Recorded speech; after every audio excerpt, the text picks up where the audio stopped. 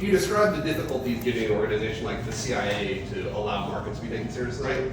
Are you like more or less hopeful about, say, scientific prediction markets on replicating discoveries, or do you think like that? Do you think the politics is actually worse in that case? So my first application I had in mind, because look, I was studying philosophy of science at the University of Chicago as a grad student, so I was thinking about science as the first application of these areas. And so I realized that over time that academia is really a tough nut to crack. I do think I have a solution, but it's a subtler and harder solution than you might have thought.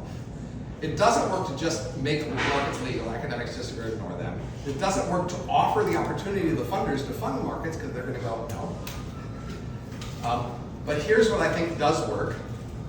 The one thing academics won't give up on is the claim that the people they are now celebrating through jobs or publications or grants are the people that in the future, when we look back a century or two, will be said to have been the important people. They won't let go of that claim. Everything else they might let go of. So like if you say, hey, prove yourself, you're not actually being useful to industry, they'll say, we're not useful to industry, we're in a higher cloud than that, and go away, right? So the threat of showing that they're not useful at the moment to the larger economy is not really a threat to them at all. But the claim that nobody will care about your guys in a few centuries, that would be devastating to them. They will not allow that, okay? And that's my leverage. So what do? I first show that we can take the past, assign historians to rank people in a field in the past who should have been listened to more. And then once we've shown that that's possible, we just create futures markets in that ratings actually in a century or two from now. We highlight those rankings in the markets, and when Harvard hires a sociologist, we say, yeah, but that was number 78 in the list of options you had. Why did you go that far down the list?